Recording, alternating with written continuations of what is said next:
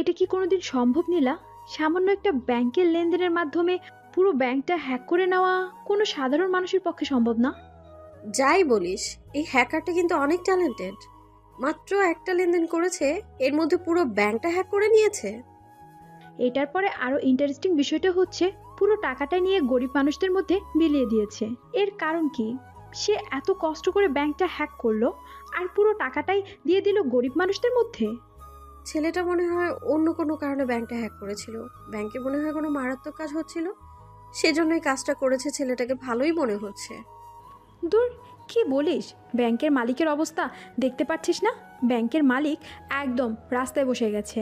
এখন পুলিশ তাকে খুঁজছে, সে লুকিয়ে বেড়াচ্ছে। এখন সে কিভাবে মানুষের সামনে যাবে? একজন মানুষের ক্ষতি করে কোনোদিন ভালো কাজ করা ঠিক না। আচ্ছা, এইসব বিষয় নিয়ে আমাদের চিন্তা না করলেও চলবে। এখন ক্লাসের সময় হয়ে গেছে, চল ক্লাসে চল যাই। প্রথম দিন এসে যদি লেট করি তাহলে আমাদেরকে তো ভার্সিটি থেকে বের করে দিবে। হ্যাঁ, ঠিক বলেছিস, তাড়াতাড়ি চল, ক্লাসে যেতে হবে। তারা দুজন বসে বসে ঝালমুড়ি খাচ্ছিল।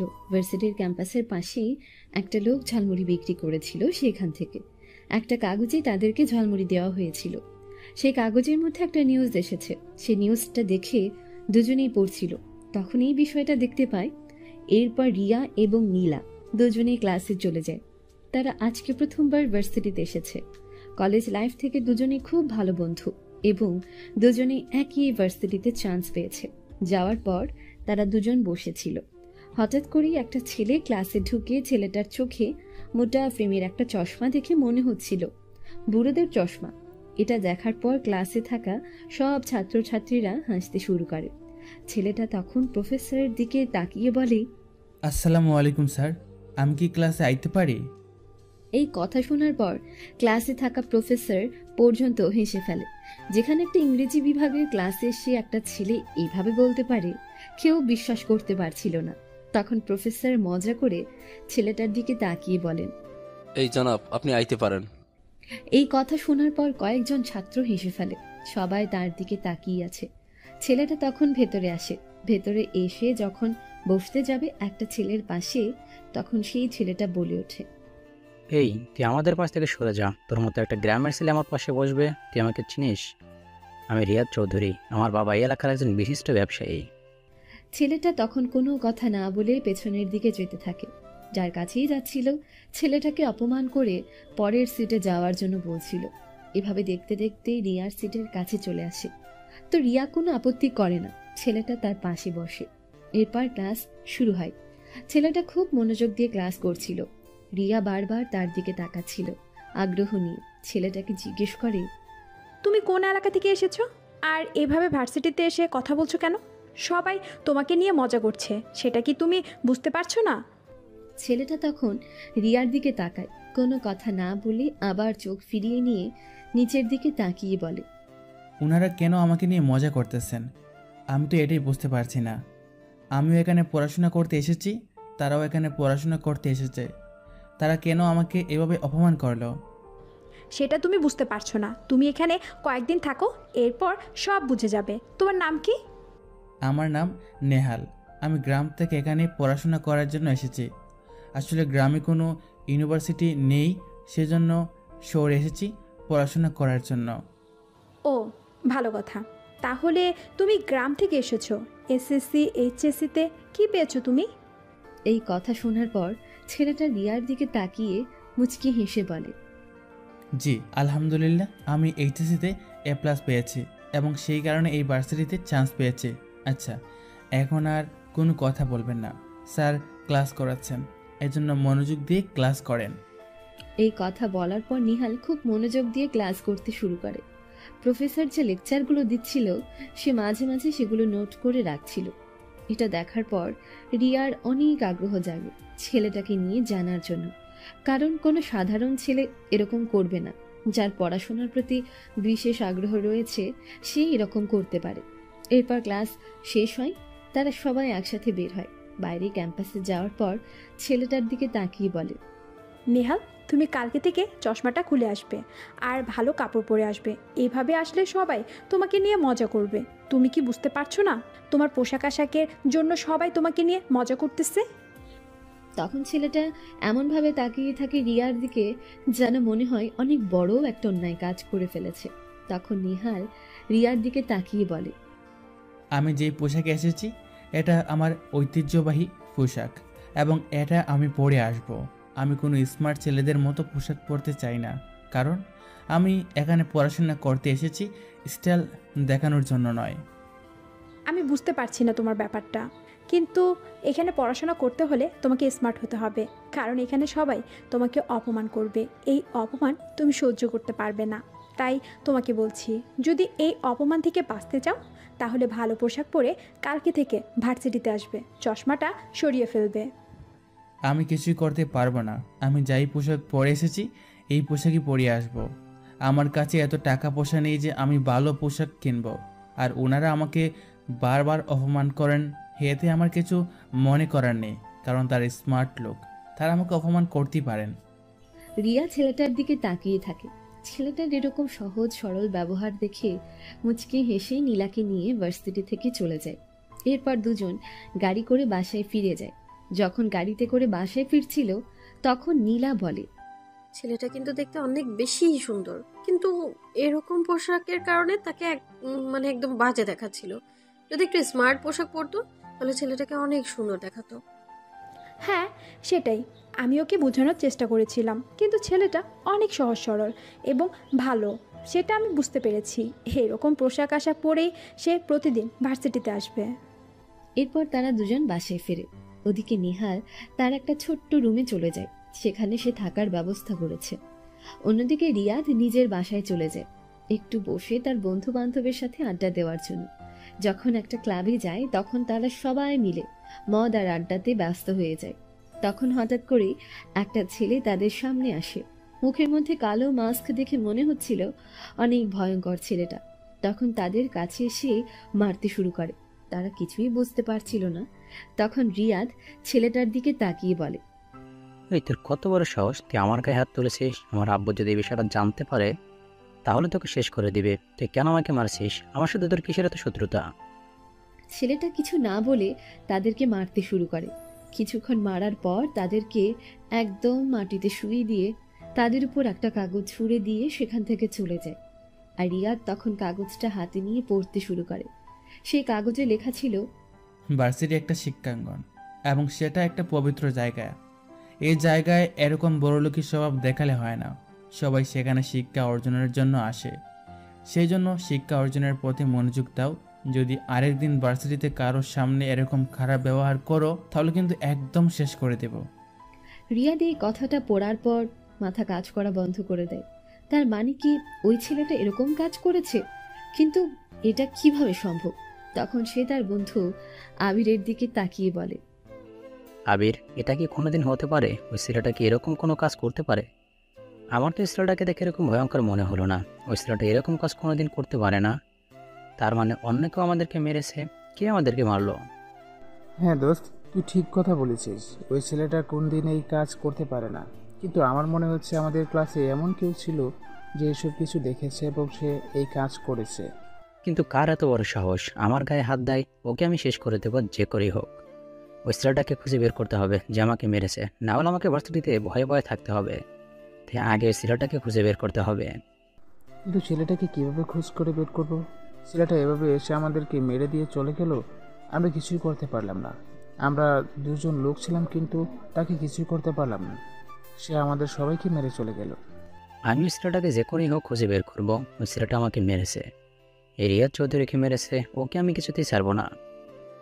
তারা দুজন তখন সেখান থেকে বেরিয়ে আসে, নিজেদের বাসায় চলে যায়। ওদিকে নিহাল নিজের রুমে বসে পড়াশোনা করছিল। পরের দিন যখন সে ভার্সিটিতে যায় তখন অন্যদিকে বিশাল একটা আলোড়ন সৃষ্টি হয়েছে, কারণ বিখ্যাত একটা ব্যাংকে আবারও হ্যাক হয়েছে, যেখানে ব্যাংক থেকে প্রায় 50 কোটি টাকা গায়েব হয়ে গেছে। কেউ এই হ্যাকারের ব্যাপারে কিছুই জানে না। ব্যাংকের মালিক প্রায় পাগল হয়ে পড়েছে এবং পুলিশ অনেক খোঁজাখুঁজি করেছে, কিন্তু কিছুতেই ওই ছেলেটাকে ধরতে পারছে না কে ওই কাজটা করেছে। পুলিশ কমিশনার তখন সকল পুলিশ অফিসারকে এক জায়গায় ডেকে নিয়ে আসেন এবং তাদেরকে বোঝাতে শুরু করেন যে করেই হোক ওই ছেলেটাকে ধরতে হবে। ওই ছেলেটার নাম পর্যন্ত তারা কেউ জানে না। শুধু ছেলেটা হ্যাক করে বেড়াচ্ছে একের পর এক ব্যাংক, এবং সে এই টাকাগুলো নিয়ে গরিব মানুষদের মধ্য দিয়ে দিচ্ছে। কেন এরকম করছে, কি কারণে করছে, কিছুই বলছে না, শুধু একের পর এক হ্যাক করেই যাচ্ছে।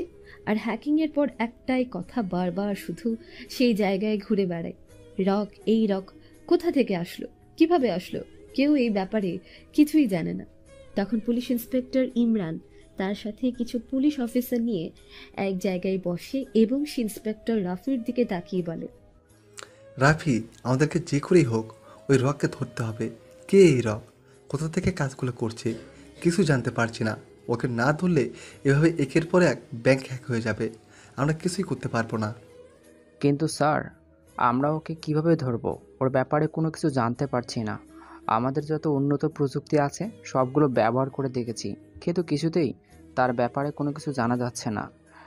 সে কোথা থেকে কাজগুলো করেছে সেটাও জানতে পারছি না। কিন্তু এর আগে আমাদেরকে জানতে হবে সে কেন কাজগুলো করছে, এই কাজের পেছনে তার উদ্দেশ্য কী। সে টাকাগুলো নিয়ে নিজের কাছে রাখছে না গরিব মানুষদের মধ্যে দিয়ে দিচ্ছে, এর কারণ কি, সব বিষয় আগে আমাদেরকে জানতে হবে। কিন্তু স্যার, আমরা কিভাবে জানবো সে এমনভাবে কাজগুলো করে যে এটা আমাদের ধরাছোঁয়ার বাইরে? আমরা কিছুতেই তার ব্যাপারে কোনো ইনফরমেশন জোগাড় করতে পারছি না। সে কোনো কিভাবে করে কেউ জানে না। এটা নিয়ে তো আমিও চিন্তায় আছি। আমি কয়েকজন হ্যাকারের সাথে কথা বলেছি, সবাই এই বিষয় নিয়ে অনেক চিন্তিত। কারণ ছেলেটার হ্যাকিং সিস্টেম সম্পূর্ণ আলাদা, সে সম্পূর্ণ নতুন নিয়ম তৈরি করেছে এবং সে একা কাজগুলো করে, সেটা একটা আলাদা বিষয়। যদি ওর কোনো গ্রুপ থাকতো তাহলে তাদেরকে ধরা সহজ হতো। আশ্চর্য ব্যাপার, একটা ছেলে এতগুলো কাজ কিভাবে করতে পারে? এটা কোনো সাধারণ ছেলে নয়, অসম্ভব শক্তিশালী একটা ছেলে। কারণ একটা সাধারণ ছেলের পক্ষে এতগুলো ব্যাংক হ্যাক করা কোনোদিনও সম্ভব না। তখন তারা দুজন সেখানে বসে কথা বলছিল। হঠাৎ করেই তাদের ফোনে একটা কল আসে। কলটা থানার নাম্বার এসেছে, এজন্য রাফি কলটা রিসিভ করে। তখন উপাস থেকে একটা ছেলে বলে ওঠে, কি ব্যাপার, তোমরা আমাকে নিয়ে তো বেশি টেনশন করছো কেন? আমি তো কিছু বুঝতে পারলাম না। তোমরা আমাকে নিয়ে এত বেশি টেনশন করে কোনো লাভ নেই, কারণ তোমরা ইচ্ছে করলেও আমাকে ধরতে পারবে না যতদিন না পর্যন্ত আমি চাই। এই কথা শোনার পর রাফি বুঝতে পারে সে ছেলেটা কল করেছে। এই জন্য সে তাড়াতাড়ি করে ইমরানের কাছে কলটা দিয়ে দেয়। ইমরান তখন ফোনটা ধরে বলে, আচ্ছা, তুমি এই কাজটা কেন করছো সেটা আমাদেরকে একটু বলো।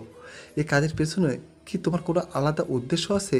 তুমি কি করতে চাইছো সেটা আমাকে বলো, না হলে আমরা পুলিশ ডিপার্টমেন্টের লোকজন অপমানিত হচ্ছি লোকজনের কাছে, আমরা কিছুই করতে পারছি না।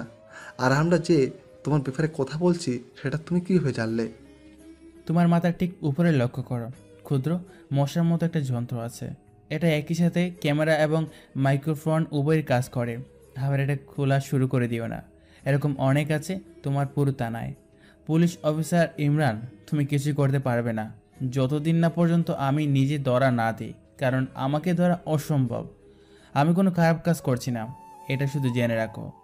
যেটা হচ্ছে সেটা দেখে যাও, আর আমাকে নিয়ে এত বেশি চিন্তা করো না। দেখো, তোমাকে আমরা সুযোগ দিচ্ছি, তুমি যদি আত্মসমর্পণ করো তাহলে তোমাকে কোনো শাস্তি দেওয়া হবে না, কিন্তু যদি আত্মসমর্পণ না করো তাহলে কিন্তু তোমাকে ধরলে ভয়ঙ্কর শাস্তি দেওয়া হবে।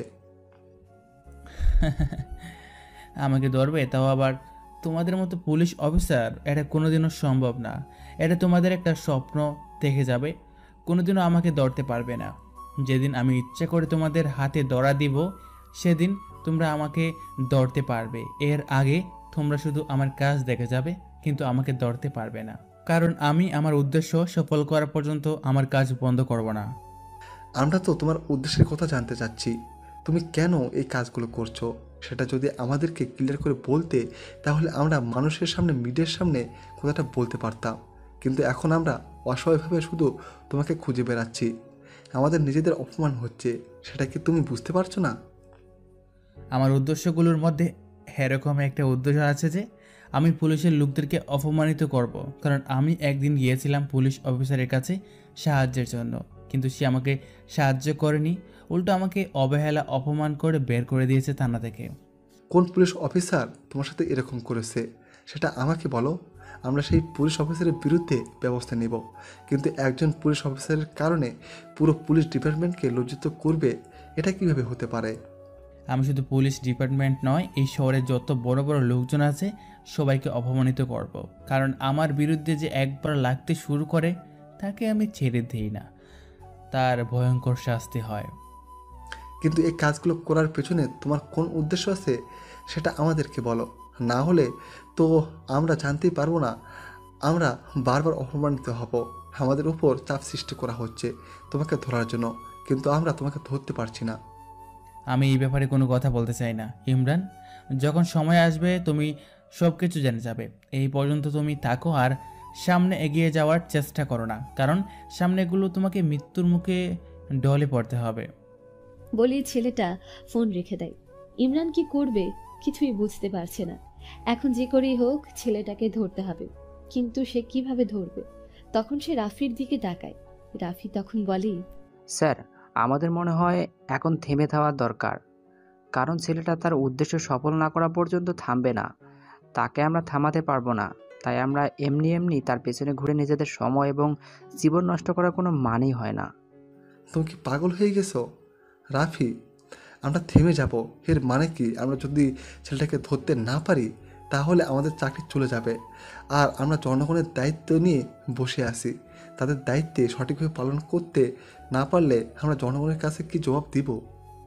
এরপর তারা দুজন বিভিন্ন আলোচনা করতে শুরু করে।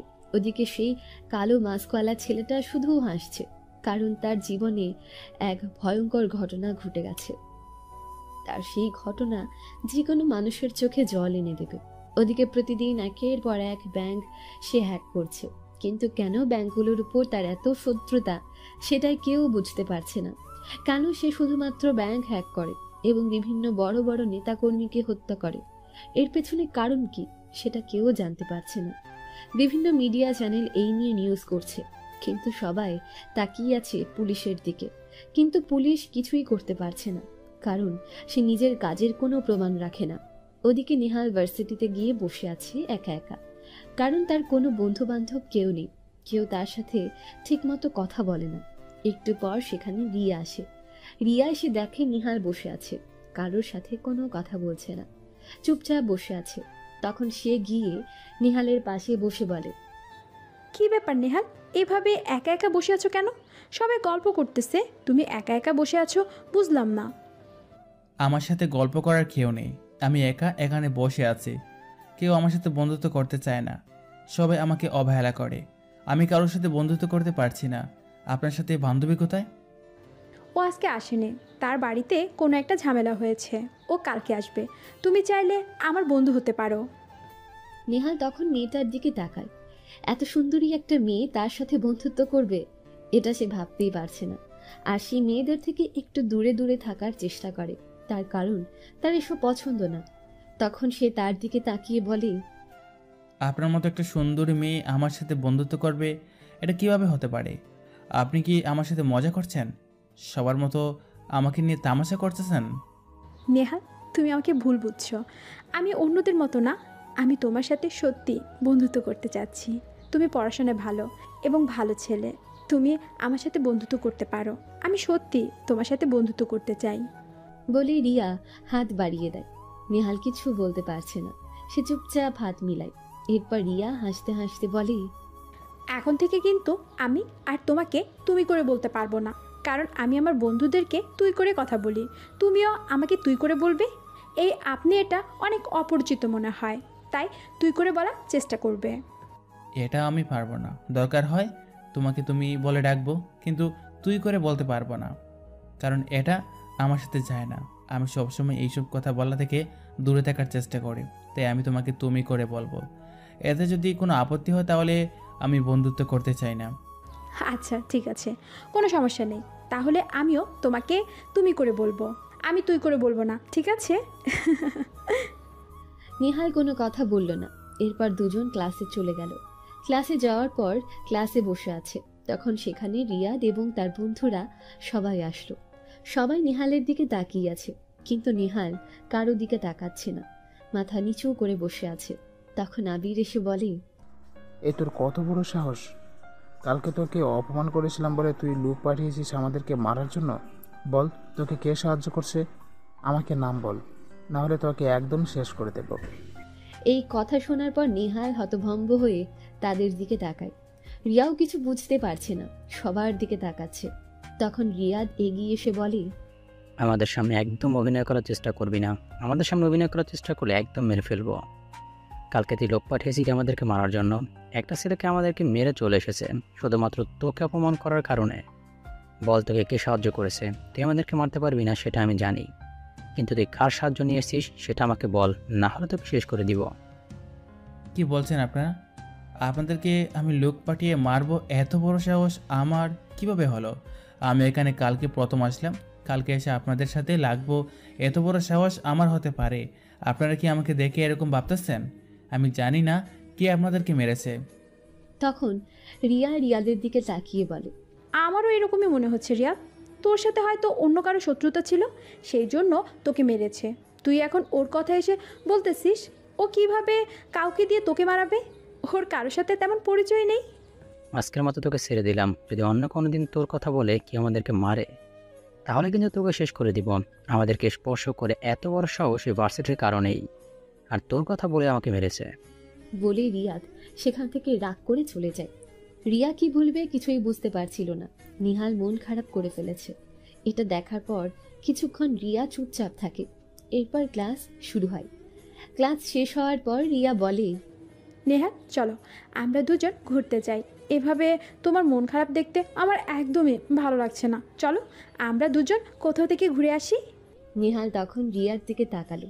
এরপর সহজ সরল ভাষায় বলল, কি বলছেন? আপনাদের ঘোরাঘুরি মানে তো অনেক টাকা পয়সার ব্যাপার, কিন্তু আমার কাছে কোনো টাকা পয়সা নেই। আমার পরিবারে কেউ নেই, সেজন্য আমাকে কেউ টাকা পয়সা দেয় না। আমার নিজেকে টাকা ইনকাম করতে হয়। আমি টিউশনি করিয়ে টাকা যা পাই তা দিয়ে আমার বাড়ি ভাড়া আর খাওয়া দাওয়া চলে যায়। আমার কাছে কোনো টাকা নেই।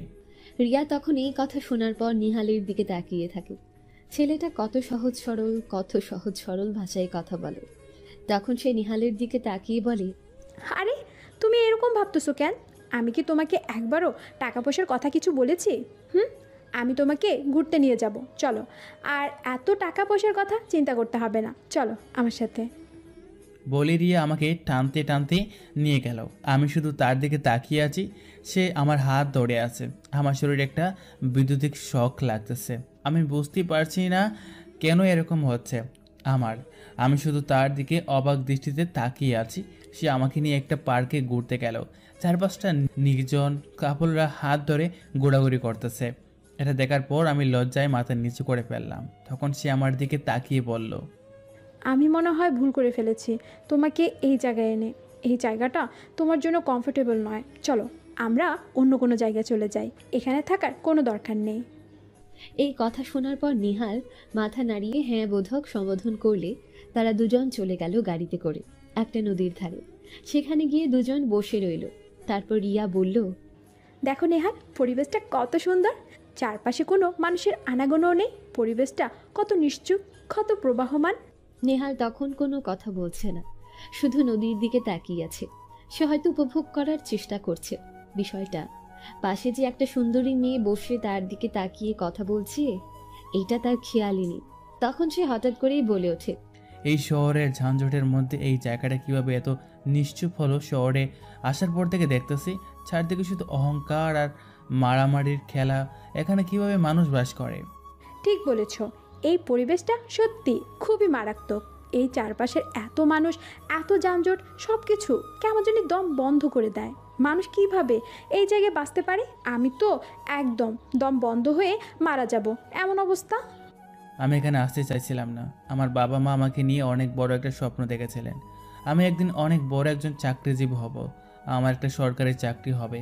আমি আমার বাবা মায়ের দুঃখ ভুলিয়ে দেব। কিন্তু আমার বাবা মা মারা গেলেন। এজন্য চেষ্টা করে যাচ্ছি তাদের স্বপ্ন পূরণ করার জন্য। নেহা, তুমি অনেক ভালো একটা ছেলে। তুমি পড়াশোনায় অনেক ভালো, সেই জন্য তুমি চেষ্টা করে যাও। একদিন তোমার বাবা মায়ের স্বপ্ন তুমি নিশ্চয়ই পূরণ করতে পারবে। তোমার ব্যাপারে তো কিছুই বলে না। তোমার বাবা মা সবাই আছেন তো? হ্যাঁ, আলহামদুলিল্লাহ, আমার বাবা মা দুজনই বেঁচে আছেন এবং দুজনই আমাকে অনেক ভালোবাসেন। আমার বাবা এই এলাকার একজন সম্মানিত এমপি, মিস্টার রফিক চৌধুরী। এই কথা শোনার পর নেহাল কিছুক্ষণ নিস্তব্ধ হয়ে তাকিয়ে থাকে। সে কি বলবে কিছুই বুঝতে পারছে না। তখন সে সেই জায়গা থেকে উঠে চলে যেতে চায়। তখন রিয়া বলে, কি হয়েছে নেহাল? তুমি আমার বাবার কথা শুনে এখান থেকে উঠে যেতে চাইছো কেন?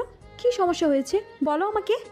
নেহাল তখন কোনো কথা বলছে না, চুপচাপ নদীর দিকে তাকিয়ে আছে। এরপর নদীর দিকে তাকিয়ে রিয়াকে বলে, তুমি এই এলাকার একজন এমপির মেয়ে, তোমার সাথে আমার বন্ধুত্ব যায় না। কেউ যদি এভাবে দেখতে পায় আমাদেরকে তাহলে সবাই খারাপ ভাববে। তুমি তোমার বাসায় ফিরে যাও, এখানে থাকার কোনো দরকার নেই। তোমার বাবা জানতে পারলে এই বিষয়টা নিয়ে খারাপ ভাববেন। তুমি এটা কি করে বলতে পারলে নেহাল? তুমি আমার বাবাকে চেনো না। আমার বাবা এরকম মানুষ নন। তিনি আমাকে সব সময় স্বাধীনতা দিয়ে এসেছেন। আমার যেরকম ইচ্ছা সেই রকম চলাফেরা করতে পারি, কোনো দিন আমাকে বাধা দেননি।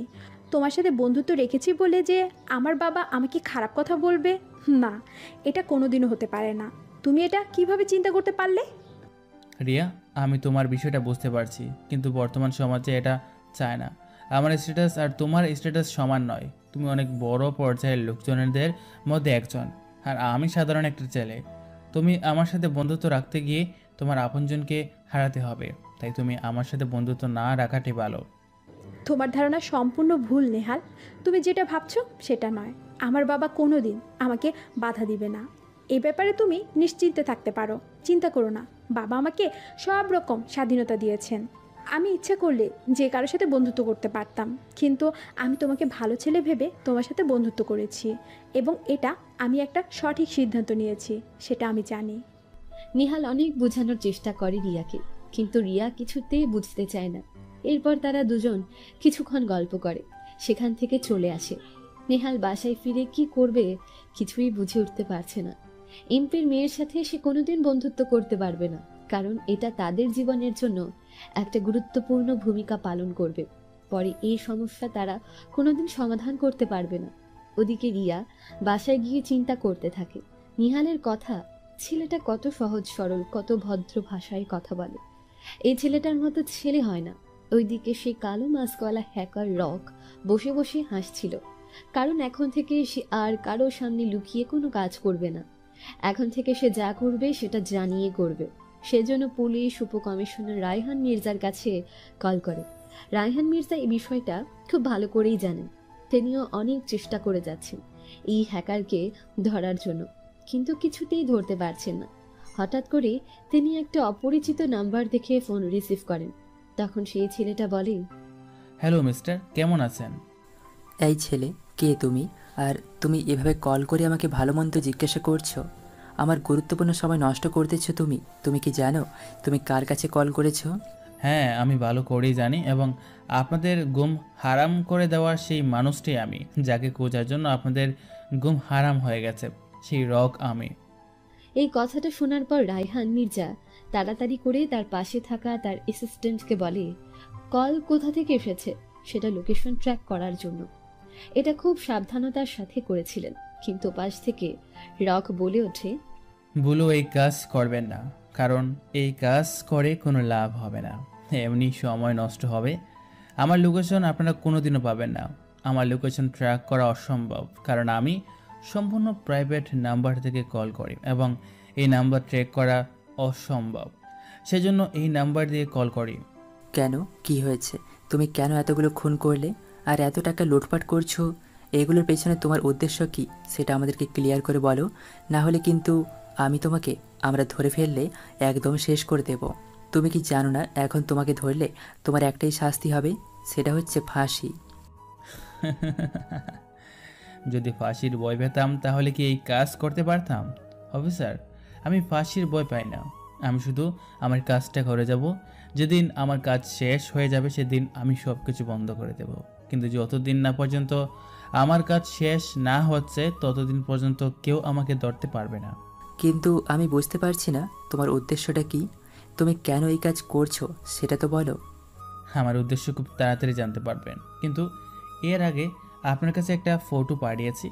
এই ফটোটা চেক করুন। এই লোকটাকে আমি এখন মেরে ফেলবো। পারলে লোকটাকে বাঁচিয়ে দেখান, দেখি আপনাদের কত পাওয়ার। পুলিশ কমিশনার তখন তাড়াতাড়ি করে নিজের ফোন চেক করে দেখে এই এলাকার একজন বিশিষ্ট ব্যবসায়ী আলতাফ চৌধুরীর ছবি। এটা দেখার পর তিনি চিৎকার করে বলেন, এই ছেলে, তুমি কি পাগল হয়ে গেছো? তুমি আলতাফ চৌধুরীকে খুন করবে? মানে তোমার কি মাথা নষ্ট হয়ে গেছে? উনি অনেক কত বড় মাপের একজন ব্যবসায়ী। ওনাকে খুন করার পর পুরো দেশে আলোড়ন সৃষ্টি হয়ে যাবে। আমি তো সেটাই চাই, কিন্তু আপনি চিন্তা করবেন না। আলতাফ চৌধুরীকে মারার পেছনে আমার একটা উদ্দেশ্য আছে। আমার টার্গেট আর মাত্র 4 জন মানুষ বাকি আছে। 4 জনের মধ্যে আজকে আলতাফ চৌধুরীকে শেষ করলে পরে 3 জন বাকি থাকবে। সেই 3 জনকে খুন করার পর আমি সবার সামনে এসে ধরা দেব। তুমি এই কাজ করো না, তোমার কাছে আমি রিকোয়েস্ট করছি। এই কাজ করার পর পুলিশের মান সম্মান সব কিছু নষ্ট হয়ে যাবে। ভুলেও চৌধুরী সাহেবকে মারবে না। আমার টার্গেট থেকে কেউ বাঁচতে পারবে না। তাকে মারার টার্গেট তো আমি নিয়ে ফেলেছি। সে আমার হাত থেকে কোনো দিন বাঁচতে পারবে না। তাই আমাকে মিথ্যা রিকোয়েস্ট করে কোনো লাভ নেই, কারণ আলতাফকে মরতে হবে। বলেই ছেলেটা ফোন রেখে হাসতে শুরু করে, কারণ এখন আলতাফ চৌধুরীকে মারতে হবে। আলতাফ চৌধুরী নিজের বাসায় বসেছিল। প্রতিদিন তার একটা রুটিন আছে। সে যখন ঘুমাতে যায় তখন 1 গ্লাস দুধ খেয়ে ঘুমায়, এবং সেটা রক খুব ভালো করেই জানত। সেজন্য তার কাজের লোক সেজে সে দুধের মধ্যে বিষ মিশিয়ে চলে এসেছে। পুলিশ তখন তাড়াতাড়ি করে চলে যায় আলতাফ চৌধুরীর বাসায়। আলতাফ চৌধুরী এত পুলিশ দেখে জিজ্ঞাসা করেন, অফিসার কি হয়েছে এই সময় আপনারা আমার বাসায়? কোনো দরকার? সর্বনাশ হয়ে গেছে। একটা হ্যাকার এই কয়েকদিন থেকে ব্যাংক হ্যাক করছিল। সে আজকে আপনাকে মারার জন্য এখানে আসবে। সেই জন্য আমরা আপনাকে নিরাপত্তা দেওয়ার জন্য এখানে চলে এসেছি।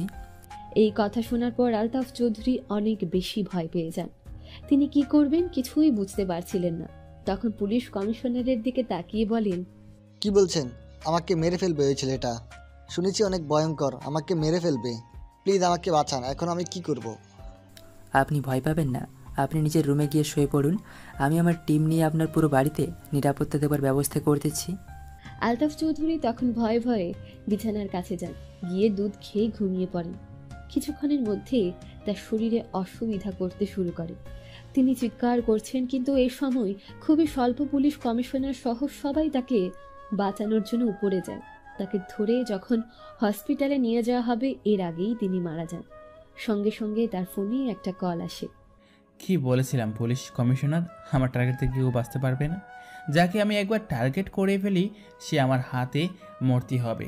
তাই তাকে বাঁচানোর মিথ্যা চেষ্টা করে কোনো লাভ হবে না। রাশকেল, তোকে আমি বলেছিলাম ওনাকে না মারতে। তুই কেন মেরেছিস ওনাকে? বল আমাকে। তোকে আমি ছাড়বো না। একবার যদি তোকে আমি আমার হাতের কাছে পাই তাহলে তোকে শেষ করে দেব।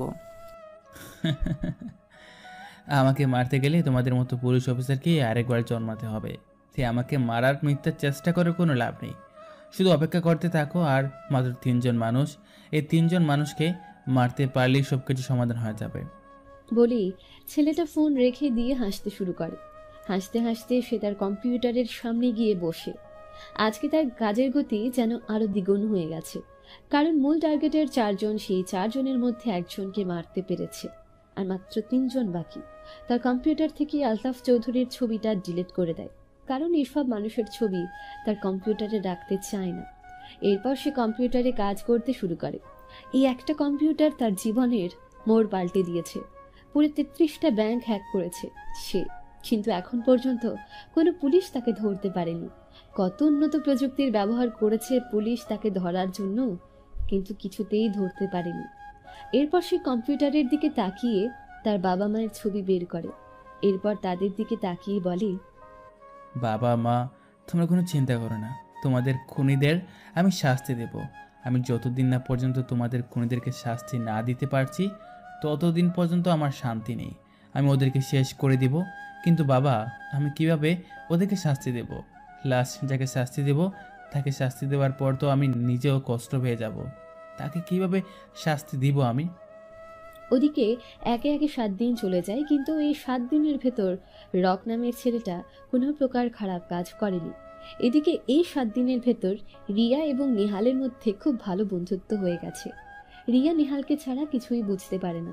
নেহালের সেই সহজ সরল ব্যবহার তাকে মুগ্ধ করে ফেলেছে, কিন্তু নেহালের সামনে দাঁড়িয়ে কিছু বলতে পারে না।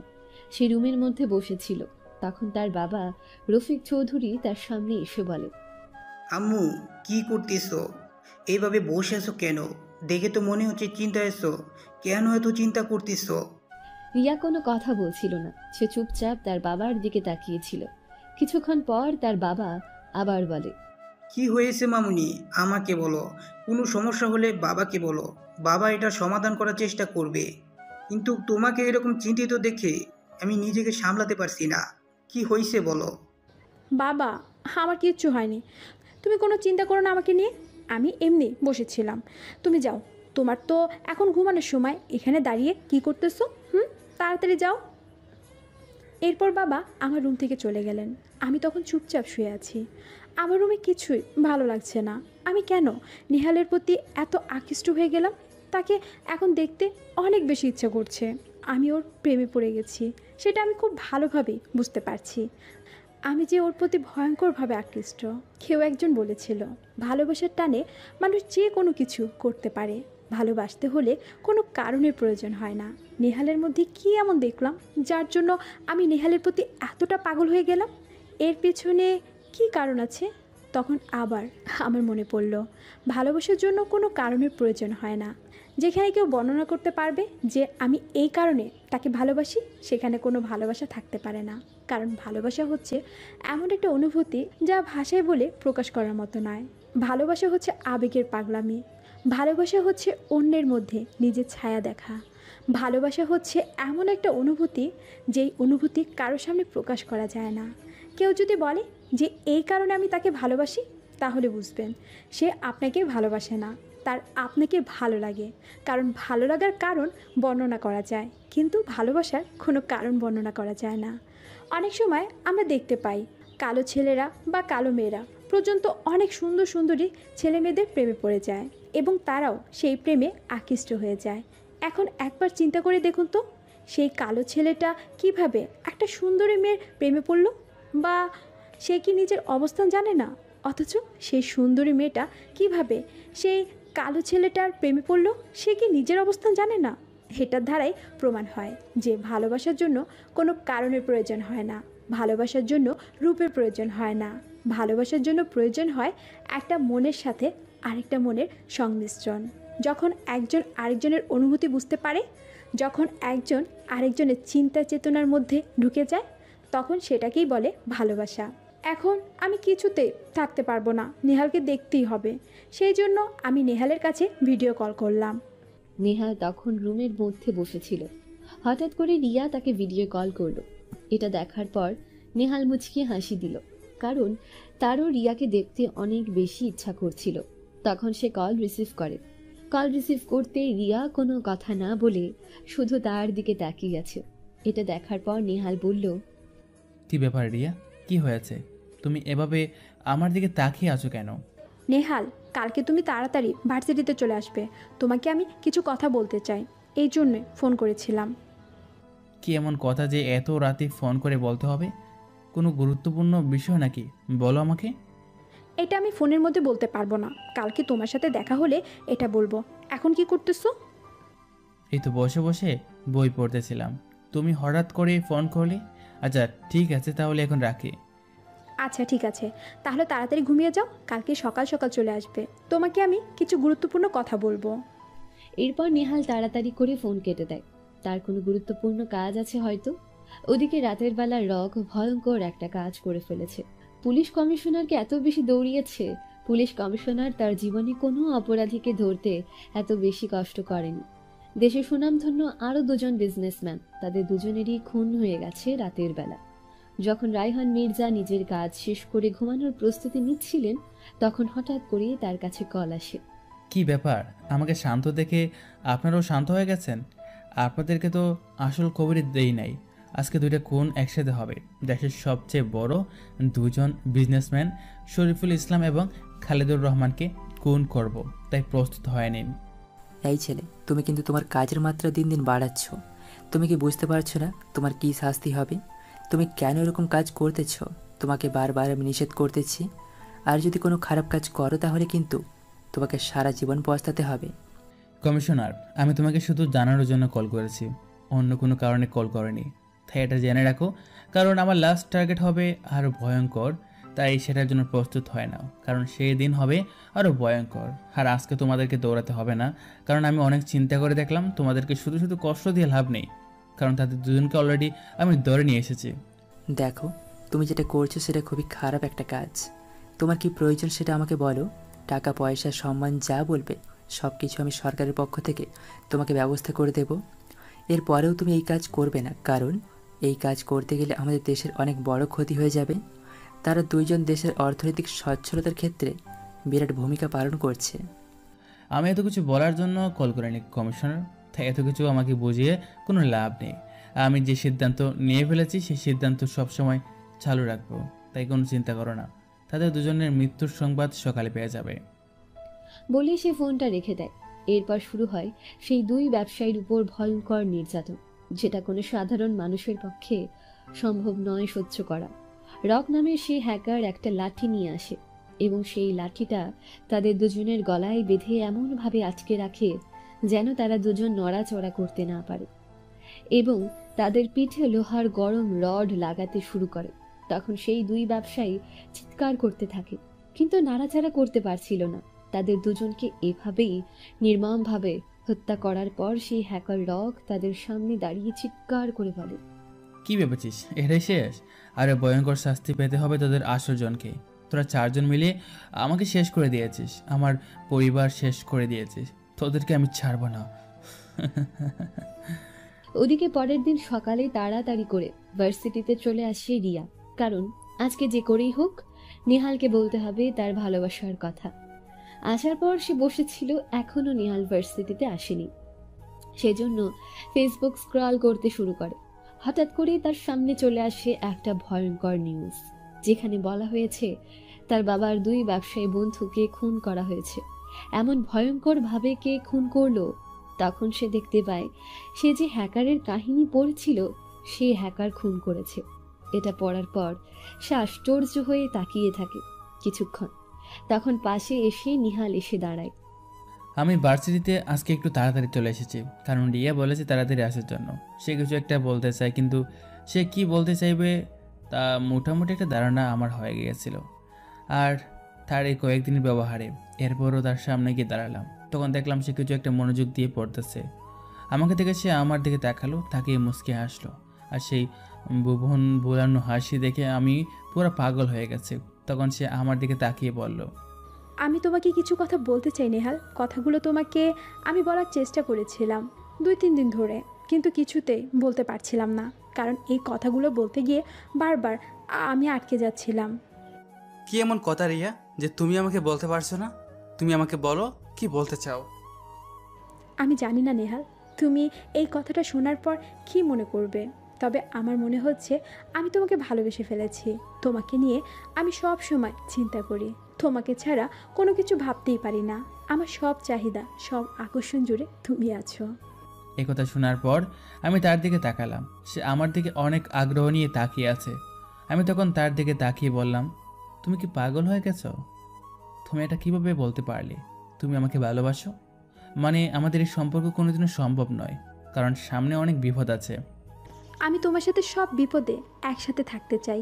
আমি তোমাকে সত্যিই ভালোবাসি। তোমার প্রেমে আমি পাগল হয়ে গেছি। তুমি প্লিজ আমাকে ফিরিয়ে দিও না। আমি তোমাকে অনেক বেশি ভালোবাসি। তোমাকে এই কথাটা বলার জন্য এখানে এসেছি। বিশ্বাস করো, আমি এক ফোঁটাও মিথ্যে কথা বলছি না। আমি তখন কি বলবো কিছুই বুঝতে পারছি না। কিছুক্ষণ তার দিকে তাকিয়ে থাকলাম, কারণ তার সাথে আমার সম্পর্ক হওয়াটা স্বাভাবিক নয়। আমি তখন তার দিকে তাকিয়ে বললাম, দেখো আমি তোমাকে এখন কিছু কথা বলবো। এই কথাগুলো শোনার পর তুমি কি মনে করবে সেটা আমি জানি না, তবে আমি যেটা বলবো এটা শোনার পর হয়তো তুমি আমার সাথে সম্পর্ক নাও রাখতে পারো। তবে শুনে রাখো, আমি যে কথাগুলো বলবো তা আগে শুনতে হবে, এরপর যে কোনো কথা বলতে হবে। এর আগে কোনো কথা বললেই কিন্তু সমস্যা। আচ্ছা ঠিক আছে নেহাল, এখন তুমি যা বলবে আমি সব কিছু শুনবো, কিন্তু তুমি আমাকে ফিরিয়ে দিও না। আমি তোমাকে সত্যি ভালোবেসে ফেলেছি। তোমার এই সহজ সরল ব্যবহারের পিছনে একটা মায়া আছে, সেই মায়ায় আমি পড়ে গেছি। আমি যে কথাগুলো বলবো সে কথাগুলো শোনার পর তোমার সব মায়া কেটে যাবে, তুমি আমাকে ঘৃণা করতে শুরু করবে। কিন্তু আমি তোমাকে শুধু একটা কথাই বলতে চাই, আমি যতটা কথা বলবো একটা কথাও মিথ্যা নয়। এটা আমার জীবনের সাথে জড়িত। আমি যখন ভার্সিটিতে ঢুকছিলাম তখন দেখলাম বসে বসে একটা নিউজ পড়ছিলে। এই নিউজটা হচ্ছে একজন ভয়ঙ্কর হ্যাকারের কথা। তবে তুমি জেনে রাখো, তুমি আমাকে যেরকম দেখছো আমি সেরকম না।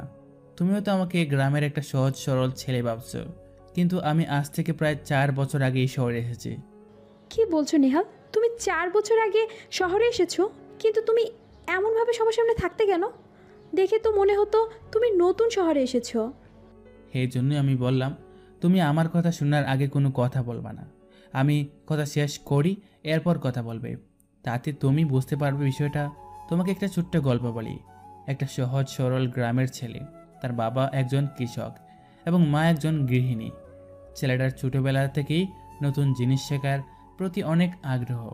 সে নতুন যে কোনো জিনিস দেখার পর সেটা আয়ত্ত করার চেষ্টা করত এবং যতক্ষণ পর্যন্ত সেটা না পারত ততক্ষণ পর্যন্ত সে বসে থাকতো না। এভাবে দেখতে দেখতে তার বয়স যখন 17 বছর হয় তখন তার মধ্যে আলাদা একটা পরিবর্তন শুরু হয়। তার বাবা অনেক কষ্ট করে পরিবার চালাতেন, কিন্তু ছেলের শখ সবসময় পূরণ করার চেষ্টা করতেন।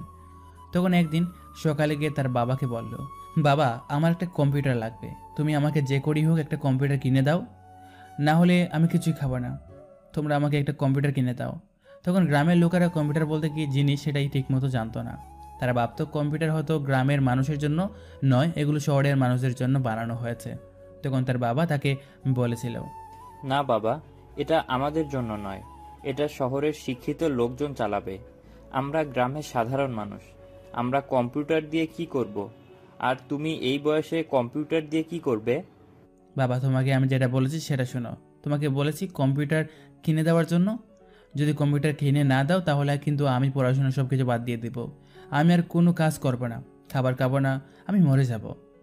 এই কথা শোনার পর ছেলেটা কি বলবে কিছু চিন্তা করতে পারছিল না। নিজের ছোটো ছেলেটার শখ মেটানোর জন্য বাবা অনেক কষ্ট করতে শুরু করেন এবং কষ্ট করার পর টাকা জমিয়ে মহাজনের কাছ থেকে ধার নিয়ে একটা কম্পিউটার কেনার টাকা জমান। কিন্তু পরক্ষণেই তার মা অসুস্থ হয়ে পড়েন এবং তার চিকিৎসার জন্য সব টাকা খরচ হয়ে যায়। তখন ছেলেটার অনেক মন খারাপ হয়। এটা দেখার পর তার বাবা নিজেকে শান্ত রাখতে পারছিলেন না। সেজন্য তিনি গ্রামের একজন লোকের সহযোগিতায় শহরের একটা ব্যাংক থেকে কৃষি ঋণ গ্রহণ করেন। এটার মাধ্যমে তিনি তার ছেলেকে একটা কম্পিউটার কিনে দেন। ছেলেটা কম্পিউটার পাওয়ার পর অনেক বেশি খুশি হয় এবং সারাদিন এটার পেছনে পড়ে থাকতো। বিভিন্ন জিনিস নতুন জানলো। ছেলেটার নতুন জিনিস শেখার প্রতি অনেক আগ্রহ ছিল, কিন্তু ওদিকে তার বাবা অনেক বেশি কষ্ট করে সে টাকা পরিশোধ করার জন্য এবং সেটা পরিশোধ করে দেন। কিন্তু ছেলেটার বাবা জানতেও পারেনি যে ওই ব্যাংকের লোকেরা তার সাথে বেইমানি করেছে। গ্রামের সহজ সরল মানুষ থেকে তার কাছ থেকে দ্বিগুণ সুদ গ্রহণ করছিল, কিন্তু তিনি অসহায়ভাবে সেগুলো পরিশোধ করে যাচ্ছিলেন। যেই লোকটা সহযোগিতায় ঋণ এনেছিলেন সে ব্যাংকে টাকা জমা দেওয়ার কথা বলে টাকাগুলো আত্মসাৎ করে নিত। ছেলেটির বাবার নিজেদের একমাত্র জমি ছিল, সেটাতে কৃষি কাজ করে যা আয় হতো সেটা দিয়ে নিজেদের পরিবার চালিয়ে বাকিগুলো ব্যাংকের টাকা পরিশোধ করতেন। কিন্তু হঠাৎ করে একটা কোম্পানি এসে সে গ্রামের গরিব কৃষকদের জমিগুলো কেড়ে নিতে শুরু করে এবং সেখানে তারা নতুন একটা প্রজেক্ট চালু করার চেষ্টা করে। তখন সেই গ্রামের মানুষগুলো অনেক অসহায় হয়ে পড়ে। তারা কি করবে কিছু বুঝে উঠতে পারছিল না। সেই জন্য তারা সেখানকার অনেক গণ্যমান্য ব্যক্তিদের কাছে যায়, কিন্তু কেউ তাদেরকে সহযোগিতা করেনি, উল্টো ওই লোকগুলোকে সাহায্য করছিল। ওদের মধ্যে 4 জন ছিল। 4 জন মিলে তারা সেখানে একটা নতুন কোম্পানি চালু করার চেষ্টা করছিল। সেই 4 জনের মধ্যে প্রথম জন হলো আলতাফ চৌধুরী, দ্বিতীয় জন হলো শরীফুল ইসলাম, তৃতীয় জন হলো খালেদুর রহমান এবং চতুর্থ জন এবং তাদের টিমের লিডার কে জানো? তোমার বাবা রফিক চৌধুরী। তখনও তোমার বাবা এমপি হননি, রাজনৈতিক দলের সঙ্গে থাকতেন। তারা 4 জন মিলে এসে এই গ্রামে আতঙ্ক সৃষ্টি করে। কেউ তাদের সামনে বয়ে কিছু বলতে পারছিল না। তারা সেগুলো দখল করে নেয় এবং গ্রামের মানুষ অসহায় হয়ে পড়ে। সেই ছেলেটার বাবার জমি কেড়ে নেওয়া হয়। ছেলেটার বাবা অনেক কষ্ট করে জমিতে চাষ করে ব্যাংকের টাকা পরিশোধ করছিলেন, কিন্তু একদিন সেই ব্যাংক থেকে তার কাছে নোটিশ আসে একটা, যে ব্যাংকের মধ্যে কোনো টাকা পরিশোধ করা হচ্ছিল না। সেই জন্য ব্যাংক তার কাছ থেকে সব কিছু কেড়ে নেওয়ার হুমকি দিচ্ছিল। ছেলেটার বাবা তখন কী করবেন কিছু বুঝতে পারছিলেন না। তখন তিনি একদম অসহায় হয়ে পড়েন। ব্যাংকের লোকজন তার উপর চাপ সৃষ্টি করতে থাকে, কিন্তু ছেলেটার বাবা মা তাকে কিছু না বলে তারা দুজন মিলে সেটা সমাধান করার চেষ্টা করেন, কিন্তু তারা ব্যর্থ হন। অসহায় হয়ে তোমার বাবার কাছে যান, কিন্তু তোমার বাবা সেই অসহায় অবস্থার সুযোগ নিয়ে একটা জঘন্য প্রস্তাব দিয়ে বসেন। ছেলেটার মায়ের সাথে অবৈধ সম্পর্ক করার প্রস্তাব পেশ করেন ছেলেটার বাবার কাছে। একজন স্বামীর কাছে নিজের স্ত্রীর জন্য এরকম প্রস্তাব কেউ মেনে নিতে পারতো না। সেই জন্য ছেলেটার বাবা সেখানেই তোমার বাবার সাথে ঝামেলা শুরু করে এবং তোমার বাবা রেগে গিয়ে সেই লোকটাকে হত্যা করে ফেলেন। কিন্তু ছেলেটা অনেক বুদ্ধিমান ছিল। সে তার বাবার সাথে গিয়েছিল। সে নিজের একটা ছোট্ট মোবাইল দিয়ে সেটা ভিডিও করে। ছেলেটা যখন কম্পিউটার পেয়েছিল এরপর থেকে সে বিভিন্ন কার্যক্রম শিখতে শুরু করে। এর মধ্যে একটি হলো হ্যাকিং। সে মুহূর্তের মধ্যে যে কোনো কিছু হ্যাক করে ফেলত, কারণ সে এসব নিয়ে অনেক গাটাগাটি করেছে। আর কেউ যদি কোনো জিনিস নিজের মন থেকে করে তাহলে সেটা খুব তাড়াতাড়ি সফল হয়। আমেরিকার বিখ্যাত বিজ্ঞানী স্যার জর্জ রিচার্ডস একটা কথা বলতেন, মানুষ যদি মন থেকে কোনো জিনিস চায় তাহলে তার পুরো পৃথিবী তাকে সেটা পাইয়ে দেওয়ার জন্য লড়াই করতে শুরু করে। সেই মানুষটার নিজেকে কিছু করতে হয় না, শুধু নিজের কাজের প্রতি ফোকাস রাখতে হয়। এবং ছেলেটা সেটা করেছিল, যার ফলে সে খুব কম সময়ের ভিতর কোনো প্রকার ট্রেনিং ছাড়াই হ্যাকিং শিখে ফেলে। এরপর তোমার বাবা সেই ছেলেটার মায়ের সাথে খারাপ কাজ করার চেষ্টা করেন, কিন্তু সেই মহিলা নিজের স্বামীর মৃত্যুর পর এরকম জঘন্য পাপ থেকে বাঁচতে কোনো কিছু না ভেবে আত্মহত্যা করেন। ফলে ছেলেটা অসহায় হয়ে পড়ে। সে কী করবে কিছুই বুঝতে পারছিল না। তখন সে তার ভিডিও নিয়ে তাড়াতাড়ি চলে যায় পুলিশের কাছে। পুলিশের কাছে গিয়ে যখন সেই ভিডিওটা দেখায় তখন পুলিশ অফিসার তার দিকে তাকিয়ে বলেন, এই ছেলে, তুমি কি পাগল হয়ে গেছো? তুমি কার বিরুদ্ধে এই প্রমাণগুলো নিয়ে এসেছো তুমি জানো? ইনি শহর এলাকায় রাজনৈতিক নেতা। ওনার বিরুদ্ধে এরকম প্রমাণ দেখলে আমাদের নিজেদের চাকরি চলে যাবে। তুমি তাছাড়া এটা লুকিয়ে ফেলো, আর এইসব ব্যাপারে আর কোনো কথা বলবে না। ছেলেটা সেদিন কান্না করতে করতে পুলিশ অফিসারের পায়ে ধরে বলছিল, আমার বাবা মাকে মেরে ফেলা হয়েছে। আপনারা সবাই আমার বাবা মাকে যারা মেরে ফেলেছে তাদেরকে শাস্তি দিন। আমি আপনাদের পায়ে ধরি, তাদেরকে শাস্তি দিন। না দিলে আমি নিজেকে শান্ত রাখতে পারবো না। দয়া করে তাদেরকে শাস্তি দিন। কিন্তু পুলিশ অফিসার সেদিন অনেক নির্মম আচরণ করে সেই ছেলেটাকে তাড়িয়ে দেয়। ছেলেটা আসতে চাইছিল না, তখন পুলিশ অফিসার তাকে মেরে সেখান থেকে বের করে দেয়। এরপর ছেলেটা বাইরে চলে আসে। বাইরে চলে আসার পর কান্না করতে শুরু করে। কি করবে কিছুই বুঝে উঠতে পারছিল না। প্রভাবশালী মানুষগুলোর বিপক্ষে সে কিভাবে লড়াই করবে, কিন্তু তাকে যে করেই হোক লড়াই চালিয়ে যেতে হবে। এভাবে বসে থাকলে চলবে না, কারণ এই মানুষগুলো দিনের পর দিন নির্যাতন করে যাবে। সে সবে মাত্র ক্লাস 10-এ পড়া একটা ছেলে, সে কিভাবে এই লোকগুলোর বিপক্ষে লড়াই করবে? ছেলেটার একমাত্র অবলম্বন ছিল তার বাড়িটা, কিন্তু ব্যাংকের লোকেরা টাকা না পেয়ে সেই বাড়িটা দখল করার জন্য চলে আসে এবং তারা 1 বছরের সময় বাড়িয়ে দেয় কিছু অতিরিক্ত সুদ গ্রহণ করার আশায়। কিন্তু ছেলেটা নিজের বাবা মায়ের মৃত্যুর ব্যাপারে এত বেশি কষ্ট পেয়েছিল যে এসব নিয়ে সে আর চিন্তা করে না। 1 বছর সে একদম পাথরের মতো হয়ে পড়ছিল। কেউ কিছু এনে দিলে খেত, প্রতিবেশীরা তাকে দয়া করে সামান্য কিছু খাবার দিত, সেগুলো খেয়ে কোনো মতে নিজের জীবন বাঁচাতো আর সারাদিন শুয়ে শুয়ে কান্না করতো। এভাবে দেখতে দেখতে 1 বছর পার হয়ে যায়। 1 বছর পর ব্যাংকের লোকেরা ভাবে এই টাকা আর কোনোদিনও পাবা না, সেজন্য বাড়িটা দখল করে নেয় এবং সেটা বিক্রি করে দেয়। এরপর ছেলেটার আর টাকার কোনো জায়গা থাকে না। সে কান্না করতে করতে সেখান থেকে বেরিয়ে আসে এবং সাথে করে নিয়ে আসে তার কাছে থাকা একমাত্র স্মৃতিশীল কম্পিউটার। শহরে আসার পর জানতে পারে এই 4 জন লোক শহরের অনেক বড় 4 জন ব্যবসায়ীর সাথে অনেক প্রভাবশালী ব্যক্তি। ওদিকে তারা সেই জায়গা দখল করে সেখানে একটা কোম্পানি করে ফেলে এবং তাদের কোম্পানি অনেক ভালো চলছিল। কিন্তু এই কোম্পানিটা যে গরিব মানুষের রক্তের উপর বানানো হয়েছে এটা কেউ জানতো না। সবাই তাদেরকে অনেক সম্মান করত, কিন্তু ওই মানুষগুলোর কি হলো যারা এসব কিছু হারিয়েছে, যারা অন্যায়ভাবে নিজেদের জীবন দিয়েছে? তখন সেই ছেলেটা শহরে চলে আসে। শহরে আসার পর সে সিদ্ধান্ত নেয় আর ভালো পথে চলবে না, এখন তাকে ভয়ঙ্কর হতে হবে, তাদের মতো প্রভাবশালী হতে হবে। সেই জন্য সে কম্পিউটারটা নিয়ে সারাদিন ব্যস্ত থাকতো আর সুযোগ পেলেই সেই মানুষগুলোর ক্ষতি করার চেষ্টা করত। এবং এক পর্যায়ে তার হ্যাকিং বিষয়ে এত বেশি দক্ষতা বেড়ে যায় যে সে মুহূর্তের মধ্যে যে কোনো ব্যাংক এবং বিভিন্ন সিকিউরিটি সিস্টেম হ্যাক করে ফেলতে পারত। এরকম প্রচেষ্টা চালাতে চালাতে এক পর্যায়ে সে অনেক ভয়ঙ্কর হয়ে ওঠে। সাথে প্রতিশোধের আগুনের কারণে সে একা বিভিন্ন সন্ত্রাসীদের আড্ডাখানায় গিয়ে তাদেরকে মেরে ফেলত, কারণ তার মৃত্যুর কোনো ভয় ছিল না, কারণ সে একা বেঁচে আছে, তার আপনজন কেউ নেই, সে মারা গেলে কিছু হবে না। এরপর ছেলেটা আস্তে আস্তে আরও ভয়ঙ্কর হয়ে ওঠে এবং যতগুলি ব্যাংক এভাবে অনৈতিকভাবে ব্যবসা করছিল গরিব মানুষদেরকে অতিরিক্ত সুদে লোন দিয়ে সেগুলো আদায় করার নামে তাদের সব কিছু কেড়ে নিয়ে আসছিল, সে ব্যাংক থেকে টাকা হ্যাক করে নিয়ে বিভিন্ন গরিব মানুষ এবং অসহায় মানুষদেরকে সহযোগিতা করতে শুরু করে এবং সে 4 জন লোকের উপর নজর রাখতে শুরু করে, কারণ তার মূল টার্গেট সেই 4 জন লোক।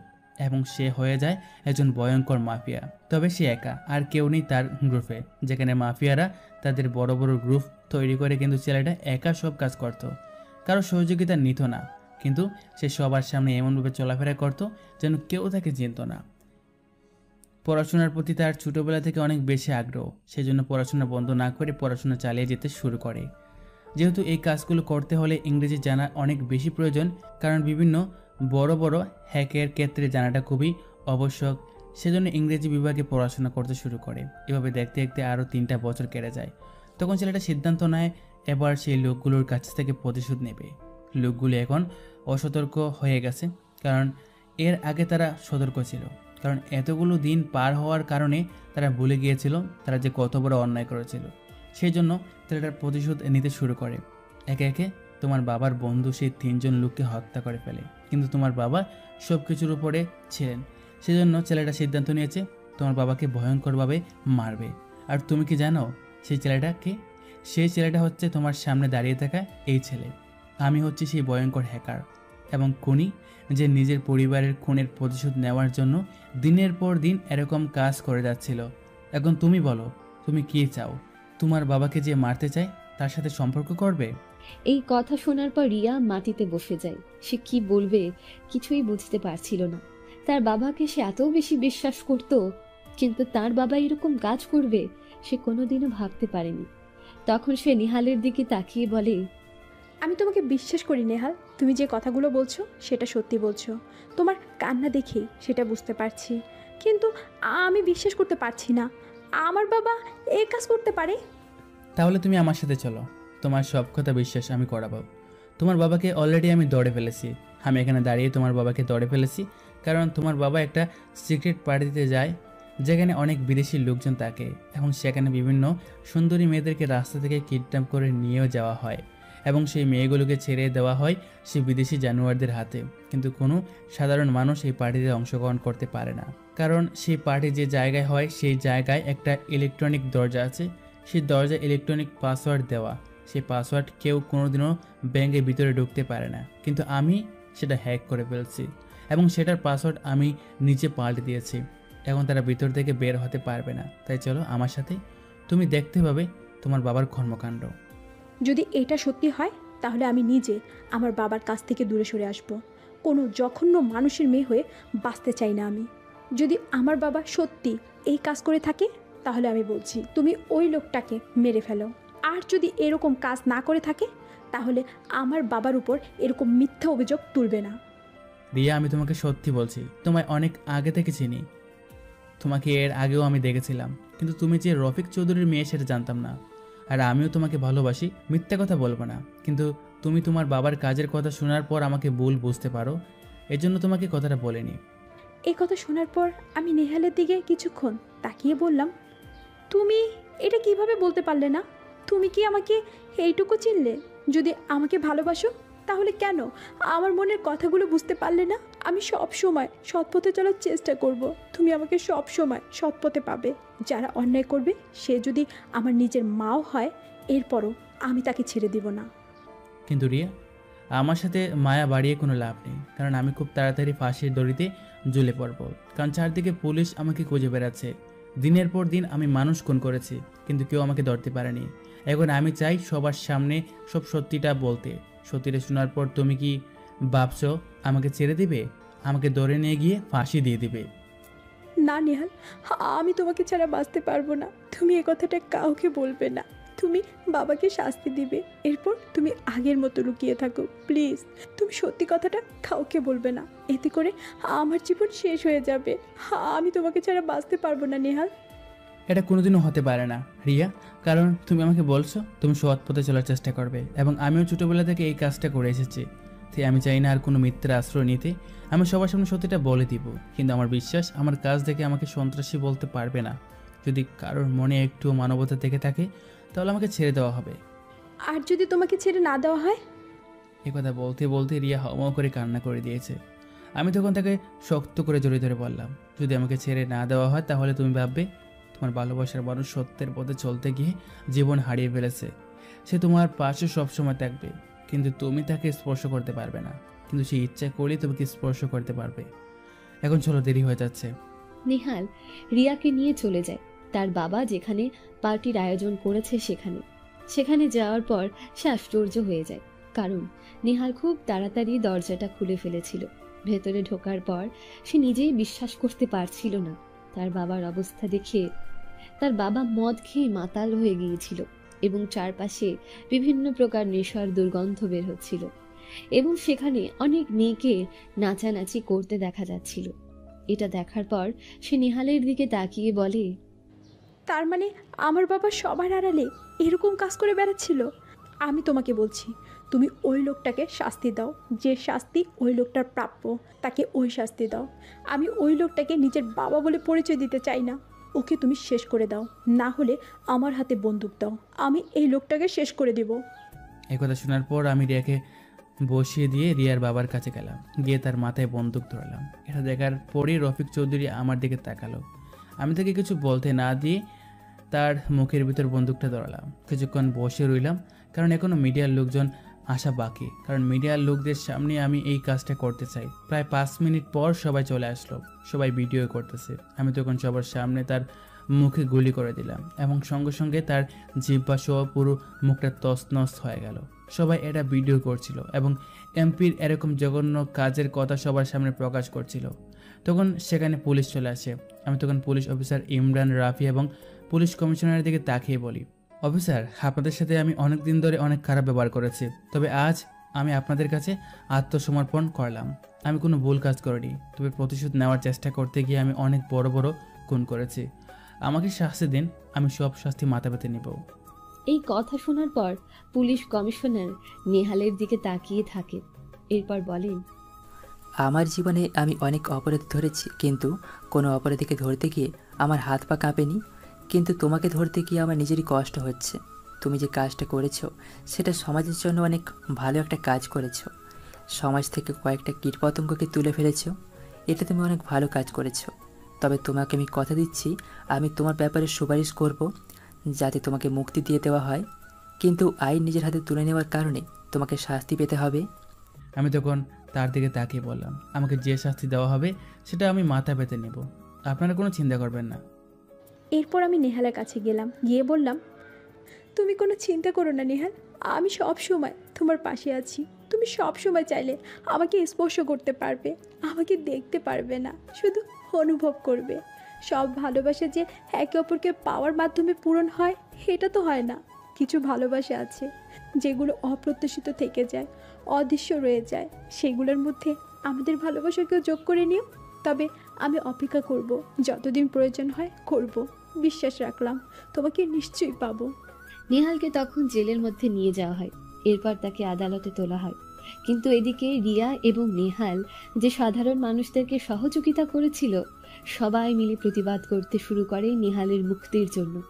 তখন আদালত এই বিষয়টা লক্ষ্য করে এবং নেহালের সর্বদিক পর্যবেক্ষণ করে এবং পুলিশ কমিশনার তার জন্য সুপারিশ করে। তখন আদালত নেহালকে আইন নিজের হাতে তুলে নেওয়ার জন্য 11 মাসের কারাদণ্ড দেয় এবং বাকি অপরাধ ক্ষমা করে দেয়, কারণ সে যাদেরকে শাস্তি দিয়েছিল তারা সমাজের সবচেয়ে নিকৃষ্টতম মানুষগুলোর এক একজন ছিল। এরপর নেহালকে নিয়ে যাওয়া হয় কারাগারে। এভাবে দেখতে দেখতে চোখের পলকে 11টা মাস কেটে যায়। আজ নেহালের মুক্তি, পুরো দেশের মিডিয়া তার দিকে তাকিয়ে আছে। নেহাল যখন জেল থেকে বের হচ্ছিল তখন সাধারণ মানুষ তাকে বরণ করে নেওয়ার জন্য এগিয়ে এসেছে, কিন্তু নেহালের দু চোখ অন্য একজন মানুষকে খুঁজছে। সে আর কেউ না, তার ভালোবাসার মানুষ রিয়া। তখন সে সামনের দিকে তাকায়, রিয়া দাঁড়িয়ে আছে একটা ফুলের মালা নিয়ে।